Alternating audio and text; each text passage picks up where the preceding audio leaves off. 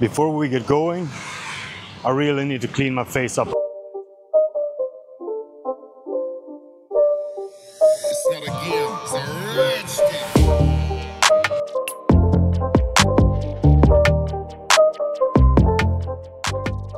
All right, let's get this episode rolling.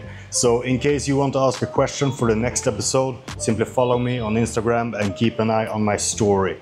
That's where I let you guys know that I'm having the Q&A episode, so you can send in the questions over there. So I got a couple of really cool questions today, and I actually believe that I will be able to answer all of them because I didn't get that many questions, but I got really good ones. How are you feeling since you moved? Have you landed yet? And are you still in contact with Mr. Big? So I'm finally feeling like I'm getting settled to a certain extent. Now, there are still things that I need to figure out. So, of course, there are always things you need to figure out and get better at. But I feel like I got the basics down. There are still some things in life that I kind of feel like, okay, I'm gonna need myself a bike if I'm gonna be here, and that's just the way it seems to be. Sure, you can take the Grab, but like to a certain extent, sure, it doesn't cost much to take the Grab, but it's a different level of freedom to just jump on your bike and go wherever you want to go. So I'm gonna need a bike. I must say, I really appreciate Da Nang. It's been great so far, and there are cultural differences that I'm trying to figure out, but I think I'm on my way, because for a little while I got really self-conscious about it. So, and you know, once you start questioning everything you do and you think, oh, is that person smiling for real, or is it just kidding, or maybe am I doing something wrong and they're speaking about me in Vietnamese and I don't understand? You never know, right? But the only thing you can do is that you can trust your instinct, and my instinct right now is telling me that I'm doing pretty good. And also, like when I came here, I was thinking I'm not gonna spend so much money, and I started with being really like not spending much money at all, just keeping it like really tight and looking real close at all the prices before I got anything. Now I'm kind of getting a feel for it, and I'm expending more money than I expected, but also the YouTube channel so far has been going pretty damn good, which I am really thankful for all of your support, because it makes a big difference in my life. When you watch my video, it does make a big difference in my life. I feel like I can live like a king on the money I make from my YouTube channel. And that does feel like a big accomplishment for me, because like some people are new here, some people have been with me for a while, and then there are the people that let me know that, hey, I've been on your channel since you only had 100 subscribers, and I've been doing YouTube for 7 years. Like when I say that I'm a YouTuber, people think that, oh shit, you got it all easy. Like, I understand that point of view, but for me, I didn't get lucky. Okay, I worked really hard for this, so it feels like I'm finally like reaping the reward. And I must say, I really love it here in Da Nang. I really love it, and I do not feel like going back to Sweden. Am I still in contact with Mr. Big? Yeah, we keep in touch. We were going to do the podcast, but I felt like it would interrupt my journey with a completely different format, with a, you know, because then it's what do you call it? Like when you have a podcast but not in person, you know, like a Zoom podcast, it felt like it would interrupt the flow of the channel. So I'm gonna do the podcast later on, but right now it doesn't feel like it flows with the whole theme of the channel, and I cannot start a new channel. It's too like people tell me, oh, you should do a separate channel for the podcast. You know, it's a really cool idea, but I don't think people understand the amount of work that it takes. It takes a lot of work to get anything, and I'm not gonna do anything half-ass. If I do it, I'm gonna do it good. So you guys will see more of Mr. Big in the future, but for now, you're rolling with me. And sometimes I get the comments, I'm only watching your video because I like Mr. Big. And it's like, yeah, cool, I like Mr. Big as well, but man, you don't need to be like, you're gonna shove it in my face, you don't like me, you like Mr. Big, that's why you watch the channel? Yeah, sure. Sure. Okay, so keep up the good work. Thank you, I will. Oh, this is a good one. The tastiest and best taste experience so far in Da Nang. Okay, so I think most people who have been following me for a while know that I appreciate good food and good taste. And in Da Nang, there are two things, no, three things that like really has stood out to me that I think is really, really great. Now I've had a lot of good experiences, so this is not like the whole, like, I've had a lot of good things, but there are three things that are like extra good. The first one is the coffee. So let's have a try of the coffee. I've been waiting a while for this. I ordered the milk coffee, but I got the black one, so I'm gonna spill. No, I'm not gonna spill. I'm gonna spill. Oh, well, I got the black coffee, even though I ordered the milk coffee. But I guess I'm being healthy today by accident. The coffee here is on another level. There's no comparison. Like you can't compare the coffee here to Sweden. Like it's different game. So the coffee is great, and I think I'm gonna have to order another one. Next, the wine. Like the wine here is good. It's like, and I'm not a wine drinker. I don't typically drink wine, but let me tell you that the wine here is really good. And I have, I have appreciated some wine, and I don't drink much, but the wine I had, really good wine. And then the third one is the seafood. So the seafood is good. Like it's really good. And like I don't typically eat that much seafood, but since I came here, I must say that I found a new fruit to enjoy. Can you say that? Like a fruit to, like I'm thinking like the fruits of life, you know, all the tasty enjoyments. That's what I mean. Well, seafood, wine, and coffee, top three by like great, really, really good. So yeah, that's my top three, and they're really great. Okay, I think we got a deeper one here. Hello, my name is Eric, and I'm insecure about myself. I'm thinking about jumping on. Help me, please. So jumping on, I guess you mean like getting on gear, like testosterone. And I think that there are a couple of things we need to sort out first. So if you're insecure, that's like the opposite of confidence, right? So you're not confident, you're insecure. And I want to break down the term confidence so that you actually know, because there needs to be clarity. If you want to solve a problem, you need to have clarity of what it actually means. So being confident boils down to two things. The first thing is being competent, which means that you can actually handle yourself. If you want something, you can get it done, right? And that's just taking on challenges and doing your best. And sometimes you fail and sometimes you succeed. When you succeed, great, you learn something new, you succeeded, right? You fail, you learn, and you move on fast. You don't beat yourself up because you failed. Everybody fails. And if there is one thing that I've done a lot more than most people watching, it is fail.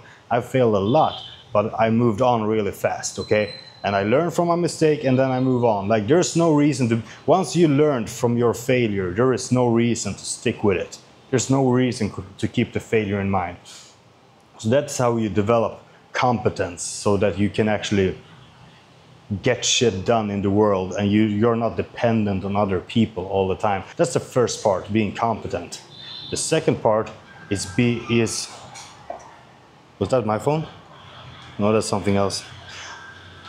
The second part is about being brave. And that's the part where I think most people actually screw up. I believe that most people can get by. I believe most people are competent enough to get by. Now, of course, there are levels to it, but I think that most people are competent enough to get by. But people are too scared to trust in themselves.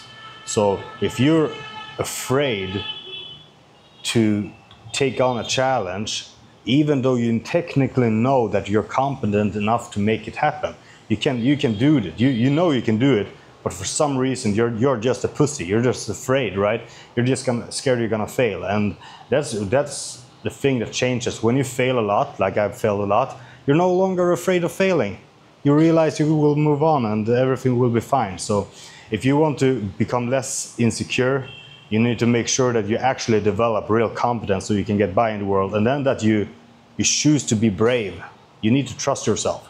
Okay, now let's get to the real question. Like, you want to get on the testosterone, right? The thing that is going to happen is that the testosterone is going to help you be more brave.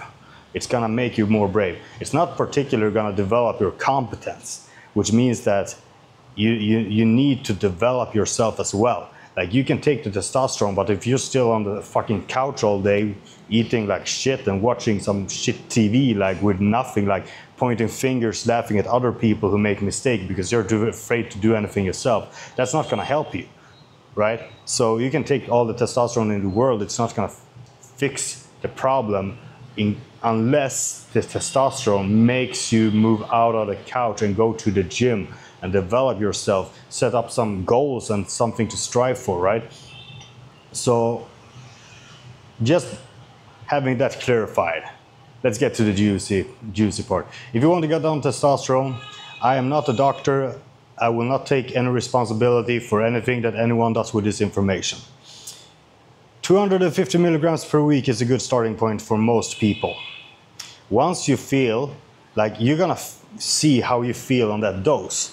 And if you feel good on that dose, maybe you just want to keep it there. Maybe that's it.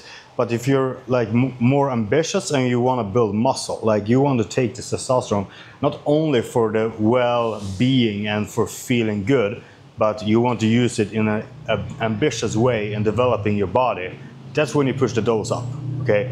But for just feeling good, 250 milligrams per week should be good. If you're gonna do it, I recommend nothing, but some people that are doing it in this way, and it works fine for most. 2 times a week, half a milliliter. So if the bottle you have has 250 milligrams per milliliter, you take half a milliliter on Monday and half on Thursday.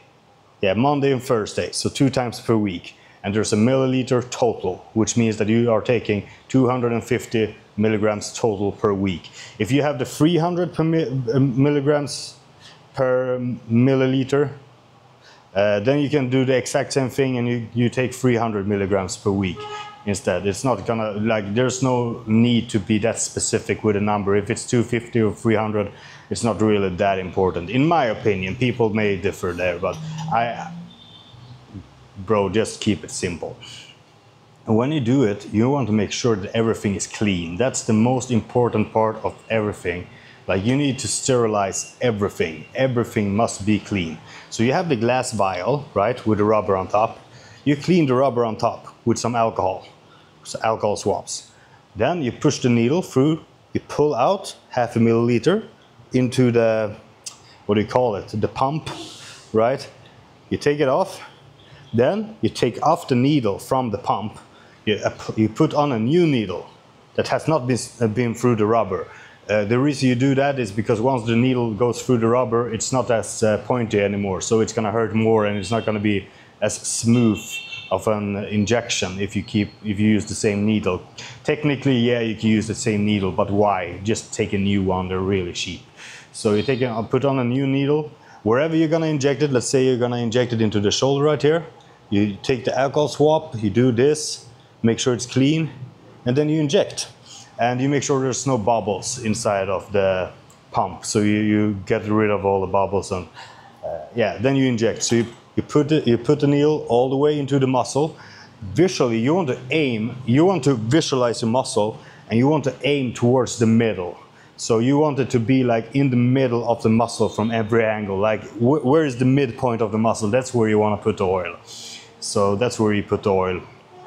Now, of course, that becomes like, you don't want to inject the exact same point every time. So maybe that shoulder, then right glute, then left glute, then you get the point, right? Where you inject it, it's not that important. Really, it's not that important. So that's how you do it, in case you want to do it. And in case you're a really sensitive person, you should have some Novodex on hand, because if you get too much estrogen, you want to be able to take it down real fast. So Novodex or Arimidex. Novodex is more fast, more efficient. If you get gyno, bitch tits, Novodex will help you real fast with that. Arimidex is the more stable solution long term. So if you realize, I want to be on 500 milligrams of testosterone, but you get too much estrogen, you can just apply a little bit of Arimidex and it's a very steady, good solution. So that's like the basics of it. So if in your case, Eric, I cannot recommend. See, I'm not like, there are legal aspects of this. That's why I'm hesitating, because I'm pretty confident about my shit. Like, I know what I want to say. The problem is that there are legal. So one person in your scenario could get on testosterone 250 milligrams per week, and you could use that boost that you get through the testosterone to change your habits and set up goals and start striving towards your goals. Okay, because just taking testosterone and laying on a couch isn't really gonna fix that much. Okay, I hope I helped. How is life in Vietnam? Have you been consuming any more of the broccoli? So, life in Vietnam is amazing. It's like, I can't put words to it. It's really fucking good. Okay, so I love it here. Everything here is great. I've finished up the broccoli, so I have nothing left. This is the second day without broccoli, and I'm feeling better with every day. And that's like, man, that fucking broccoli, it's not good for you. Like, and I know it's not good for me, but if I have it available, I'm gonna take it. And that's the same thing where people have the problem with the diet. Like, they know they should follow their diet, but if they have snacks at home, they're gonna have the snacks, right? And it's the same thing for me with the broccoli. And the problem is that you can't buy 0.2 grams of broccoli. You need to buy 1 gram minimum, and that puts me in the situation where, okay, so I just want broccoli for the night. I want to have a party tonight, or I want to feel good tonight, and I want to enjoy myself tonight. Tonight, I worked real hard the whole week. I'm gonna enjoy myself, right? The problem is that you have to buy 1 gram, and that's gonna be a fucking week for me. So, yeah, for me, the problem with the broccoli for me is that it makes me cheat on my diet, and I gained 4 kgs in 1 week. So I accidentally dirty bulked, and it was not supposed to happen, but hey, I'm gonna try to be a little bit soft on myself. I'm not gonna punish myself. Like I said before, like, you make a mistake, you learn from the lesson, and you do not punish yourself after that. There's no reason to punish yourself if you made a mistake, if you learned the lesson. And I learned the lesson, okay? So next time, I'm gonna have to, next time, if there is a next time where I want some broccoli, I'm gonna have to find a solution. Maybe I will just have to pay for it and then throw away the rest. And it fucking sucks, but maybe that's just the way I need to do it. I don't know, but I will have to figure that out in case I want more at some point in time. Oh, this, man, I make the same as, you're supposed to mix it. But because here we have it, we have the cream at the bottom. I'm gonna need another one to drink this correctly. Man, that was sugary and nice and milky. Well, I guess I learned something new. You're supposed to mix the coffee. Okay, let's continue, because I know I have a lot of more good questions. All right, what supplement company are you going to make a deal with, or like become an affiliate with? So here's the thing. I got something going, okay? And I cannot say too much about it yet, but let's put it this way. If I can make this work, it's gonna be by far the best solution for everybody. I'm gonna gain a lot by it, and you guys are gonna gain a lot. Like, this is gonna be a good fucking deal. If I make this happen, if this works out, you guys are gonna have, what do you call it? Fördelar. Like, you guys, can I have another one? Can I have salted coffee? Okay. Salted. Yeah. So if I make this happen, you guys are gonna have upsides. Like I wish I had that upside. I like this is, I don't know how much I can say, but this is gonna be a good fucking thing for everybody. It's gonna be a great thing if I can make this happen. So right now I'm just hoping for the best, because you guys are gonna have really good upsides if I make this work, and it's gonna be great for me as well. So it's gonna be a win for everybody. So But I will not expose too much yet. But let's just say that I think I got something going that's gonna be fucking great for everybody. And I really, really, really want this to work. How is dating going for you? Okay, so like I'm just gonna like say what's obvious to me, but you may not know yet. I'm not a player, okay? So I don't fuck around, to put it simple. And for me, I always follow my gut feeling. So for me, it's important not to hurt. I don't want to be the guy that hurts a girl and then after that she thinks that all guys are shit. I'm not gonna trick anyone. I'm not gonna game my way to something, right? And that's my strategy. Like I'm always myself, and in case she doesn't like it, she doesn't like it. That's fine. But my strategy is always to be real and be the real me. And if she likes it, she likes it. If she doesn't like it, she doesn't like it. What I'm trying to get to is that I'm not a player. I'm not looking for short-term things. I'm not using any dating apps or anything like that. However, I am speaking to girls on a daily basis in reality, in real life, you know, when you meet them. And I'm trying to figure out the social differences between Vietnam, Da Nang, and Sweden, because there are differences. So I'm trying to figure out the social code.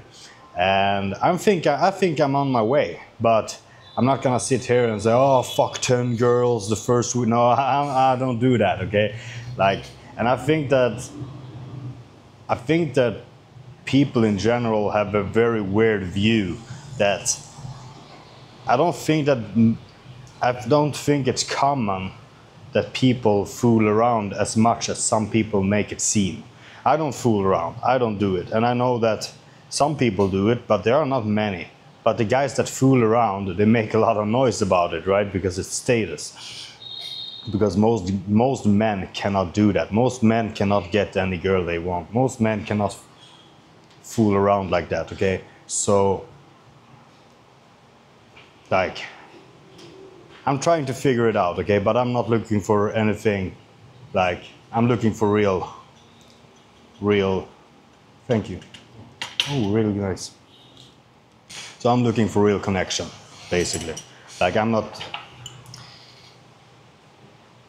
looking for real connection. I'm not gonna take anything short term. I'm not gonna take anything just to hit the pussy, right? That's not how I do it. Look at this. I was supposed to mix this up, this juiciness with the coffee, but I didn't understand that, so. This is delicious. So yeah, but I think it's going good because I think I'm figuring out the social code. So I'm getting there. I'm getting there, and there's a girl that I like. So I'm gonna take it slow and try to figure this out the right way.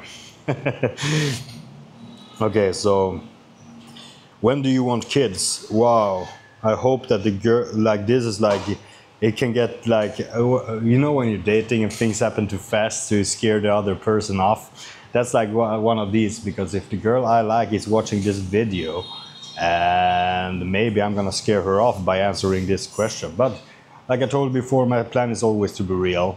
I want kids as soon as I find a partner that I feel like I can trust. I want kids. And oh, that's a receipt. I want kids as soon as possible. That's as simple as it gets. Yeah, that's mine. Yeah, I want kids as soon as possible, and I want as many. Like, the limitation of how many kids I want is how much love do I have and how much money do I have. If I have enough money and love for 10 kids, I'm gonna have 10 kids. As long as my partner wants it as well. So simple as that. Like, my goal with my life is to have a family. And now I have a lot of goals, but that's the main one. So yeah, I do want kids. How is Julian doing? I'm not gonna answer that one. You're gonna have to ask him. He needs to open up his own social media. Sometimes I feel weird when people ask me about other people. I don't know what to say. I don't know what to say. When will you have a Vietnam tour to Saigon? Well, there are plans. There are plans in the making. So for sure I will visit Saigon. There are plans, so it will be coming up. I have a lot of things I want to do here, so coming up, will not tell you when. I'm gonna keep that a secret for a little while, just to keep the pressure off me as well. Like, there has been a lot of pressure, so I don't want to make any promises. I'm letting you guys know that it's gonna happen, but I don't want the pressure on myself right now. So yeah. When are you and Mumu gonna make a video again? Like, he says he's coming here.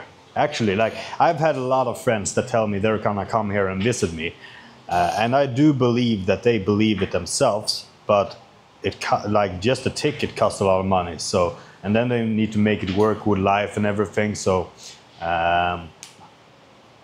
regardless, Mumu has officially told me that he's gonna come here. So if Mumu comes here, you will see a video or 2 or 3 or maybe 5 with Mumu. But let's see if he can make it happen first. So that's in Mumu's hands. That's in his hands. Okay. Do you build a lot of muscle on the Vietnamese food? Let's put it this way. You have all the tools that you need here to be a great bodybuilder. Like, everything. You have everything you need here to be a great bodybuilder. Regardless, some people are saying that it's tough to put on muscle here because it's hard to gain weight on their food. And I have heard a lot of people say that. In my opinion, if you cannot get big on chicken and rice, you're just weak mentally. That's the problem.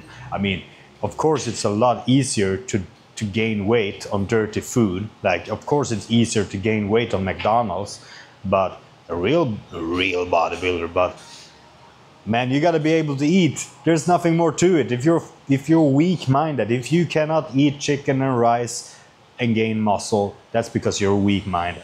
So yeah, you can gain all the gains here. Like, there's no limitation. You can get all of them gains here, and that's what I'm trying to do. Now, I did dirty bulk 4 kgs in 1 week. Was not supposed to happen. So now I'm cleaning myself up. I'm tightening the diet up. I'm 75 or 80% clean with the diet. I mean, this has sugar, right? So I'm obviously not 100% on it, but I'm having my chicken and rice and a little bit of this on top of it. This is good.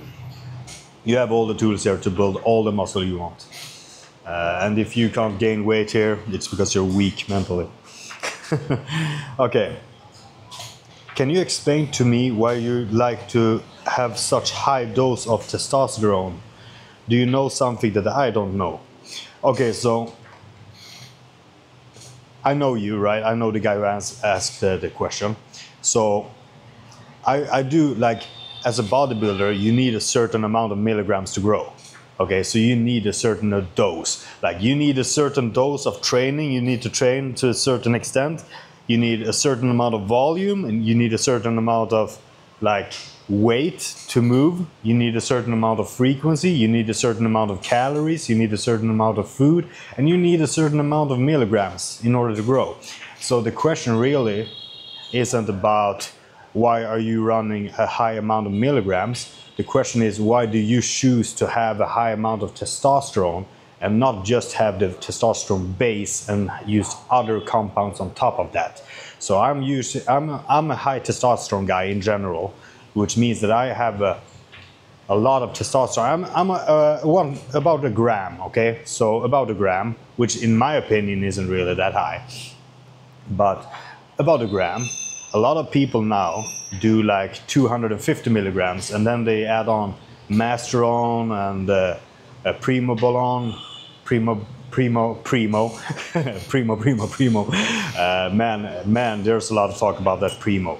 So there are different ways to increase the milligrams, and the model that I'm using, and a lot of bodybuilders are using, is that you use one compound that increased estrogen, and they use one compound that decreased estrogen, and then they find the balance between those two, and they increase them together, and they lower them together. So for instance, you can use testosterone that increase your estrogen, and you can use Primo that decrease it, and then you can find the balance and you can increase and decrease. Now what a lot of people do is that they use just a little bit of testosterone, so they get the right amount of estrogen, and then they use something that does not increase or decrease estrogen, so they can have a certain amount of testosterone and then use Masteron on top of that. And they can use how much Masteron they want because it doesn't increase or decrease estrogen. So there are so many ways to do it, right? And I just found my balance that works for me. And that is a 1-to-1 ratio between testosterone and EQ, bold and on. And it works great for me. And I see no difference I see no reason to change it. There's no upside for me to change it. So 1-to-1, a lot of people are gonna have too low estrogen on that ratio. So usually people need a little bit more testosterone than EQ. That's like general. For me, a 1-to-1 ratio works fine. A lot of people are against using high testosterone. I'm not gonna argue. Like, you do whatever you want to do. There is bro science. So let's dig into the bro science a little bit. If you, like, people say there are no fat burning steroids and there are no gaining steroids, like there is no bulking cycle and there is no cutting cycle. Okay, so I'm gonna disagree with that. I'm gonna say yes, there are certain compounds that are better for putting on mass and certain compounds that are better at getting you shredded, right?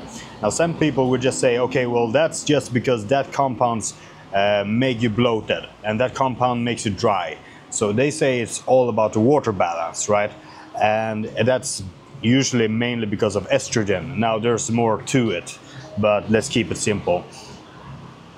There is something to being a little bit wet and a little bit thick and a little bit full and a little bit puffy in the cheeks, right? There is something to it. So if you want to put on mass and you're an ectomorph and you're typically very lean, you're not gonna go with Masteron. You're not gonna go with Masteron. Now, it does not matter that it has the same anabolic properties as some other compound. Masteron is a dry compound, and if you're looking to put on weight, you're not gonna use a dry compound. You're gonna use something more wet. So for like your typical ectomorph, like the skinny guy who has no appetite, who says he can eat anything and not gain fat, but the truth is that he usually don't eat that much. That guy is gonna need something that's more thick. Like your typically that person would benefit from something like Anadrol or D-bol as an oral, one or the other. I would tip towards Anadrol a little bit because D-bol is too much, is just too much estrogen, but whatever, like to each their own. And then something like Nandrolone, like Deca or NPP. And if you're gonna try the NPP first because it has a shorter half-life, so if you don't like how you feel on it, you can get off it and it's gonna be out pretty soon. If you're on Deca, it's the slow ester, it's gonna take longer time. So if you're gonna try it for the first time, I do not advise you to use the Deca. It's better to use the one that you can get out of your system faster, so NPP. That's gonna thicken you up, right? Those compounds are gonna make you thick. If you're like a bigger guy and you want to slim down, first off you're gonna need to drop that fat. Like that's when you can take the Winstrol and you can take the Masteron, and it's not gonna help you because you're fat, right? And that's a different problem. But if you are like, let's say that you're a pretty developed bodybuilder and your range is between 6 and 10% body fat. That's your range, your cutting and bulking range. That range is gonna make a difference, right? And the upside to using compounds that make you thicker, that swells you up, is that you're gonna carry that thickness, right? And you want that thickness, you want that thick muscle, right? That thick, round, juicy, that's the juicy part. Like you want to be Jack Tan and juicy, right? That's the juicy part, the thick, right? And some people will say, okay, if you take D-bol and it makes you swell up and thick, that's only temporary. That's only while you're on the D-bol. Yeah, no shit, Sherlock. Everything you do in terms of building muscle is temporary. If you stop training, you're gonna lose the muscle. If you stop eating, you're gonna lose the muscle. If you stop taking that supplement, you're gonna lose the muscle. Everything is always temporary.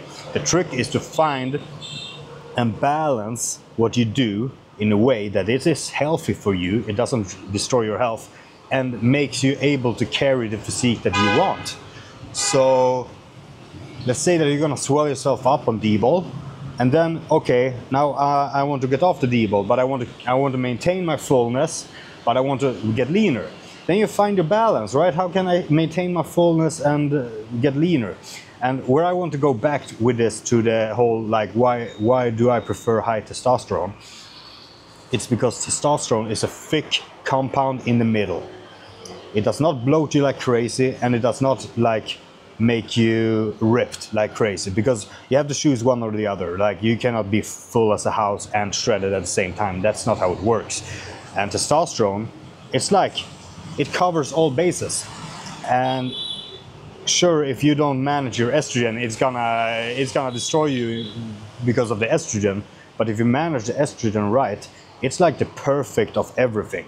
Like, you get everything, and that's why. And also, it's like the chicken and rice thing. Okay, why do you only eat chicken and rice? Well, because we know it fucking works, right?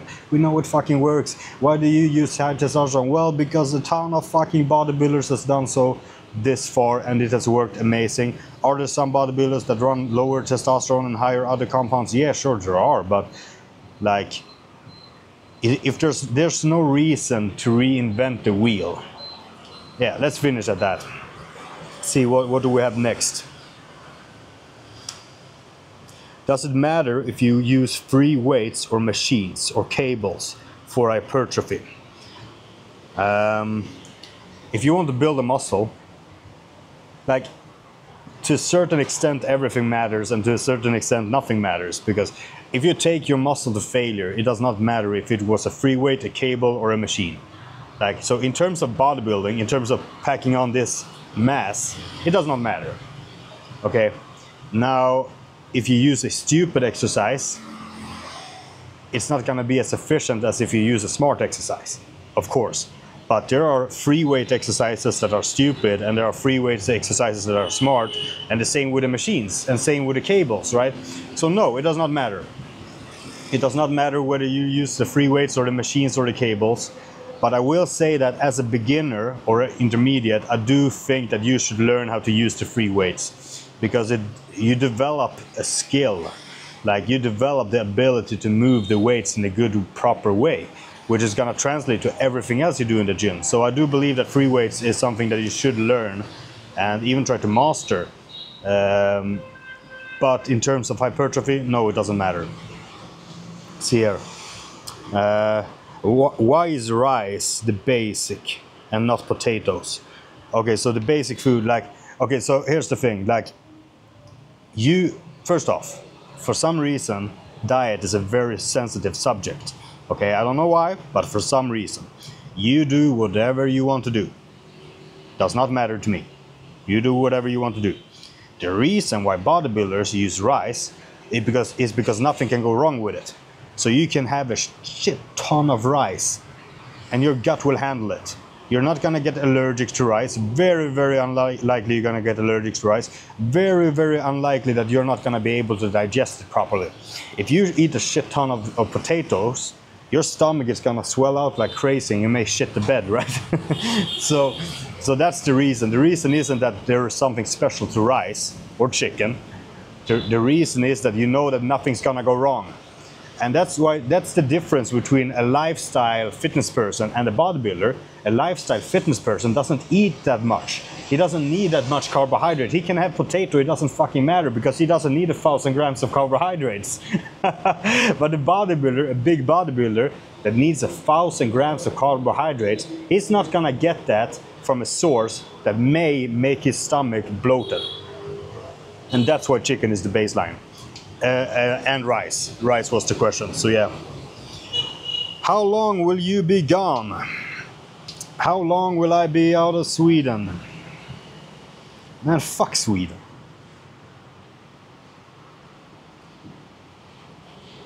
Listen, Vietnam is a communist country. In comparison to Sweden, Vietnam is land of the free. Like this is freedom.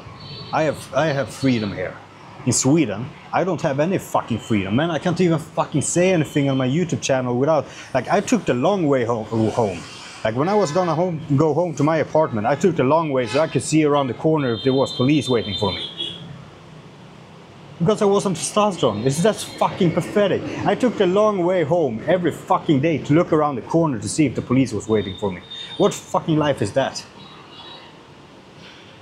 It's fucking ridiculous. Fucking ridiculous. Now, I'm not saying that I'm never gonna go back to Sweden because I have a lot of friends and I have a lot of family and so on. So of course I'm gonna come back to Sweden sooner or later. But man, why? Why would I? There's no official answer to that question because I don't know the answer myself. Because I'm living the life of freedom as a YouTuber and I do whatever I want to do. Okay, let's see here. What high doses of human growth hormone are you running? No, how high doses of human growth hormone are you highing? And are you experiencing any side effects? So I've never run growth hormone high, mainly because of the cost. Like, it's expensive. I've run, like, for really short periods, yeah, I've done 10 IUs per day for like a week or so. That's the most I've ever run. Like, usually I go back to 5 units per day, and that's really, like, I would run 10 if I could afford 10. I would run 10. I never had any side effects. Nothing bad at all. It just makes me round and full. It just makes my body fucking pop. That's it. No side effects. I get no problems with the hands. I get no problems at all. And a lot of people, they get the problems with the hands, right? That their hands go numb and so. I never had a problem. And then I ask, like, what if my shit isn't real? Like, what if my growth hormone isn't real? At this point, I've tried so many different kinds that other people said are good, that I do feel like, yeah, like, there's no way that all of the different brands of growth hormone that I've tried have been bogus. I just don't get the side effects. So, yeah. And also, like, growth hormone, in terms of side effects, like, the nasty side effects, let's put it, if you get, like, the change of your face, like your face changes, that's not gonna happen just like that. That's like 10 years of high doses. That's like, that doesn't just accidentally happen. That's like 10 years of high dose of growth hormone. Yeah, you may get some changes in your face, but that's not normal. The other side effect that people always talk about is the insulin resistance, that you can go diabetic. There's no need. Like, okay, if you have an IQ of less than 80 and you get no help, yeah, you can become a diabetic because you don't know what you're doing. If you have help, you should not become diabetic.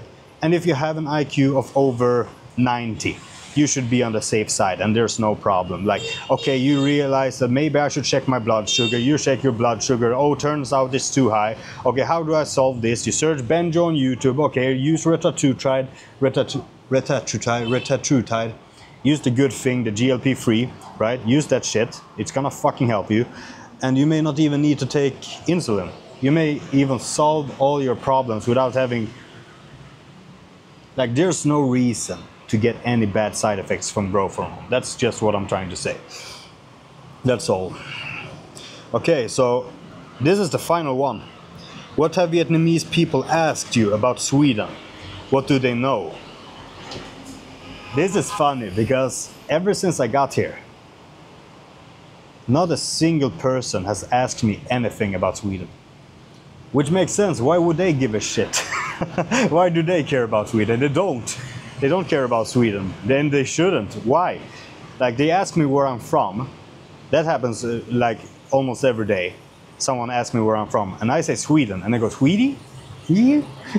And they don't even know what Sweden is. And then I try to, you know, explain a little bit, you know, Sweden, Norway, Denmark, you know, and then, like, I say Denmark, and then and I don't know if they understood or if they didn't understand. I don't know, but it doesn't matter. It truly doesn't matter, and I don't think the Vietnamese people give a shit about Sweden.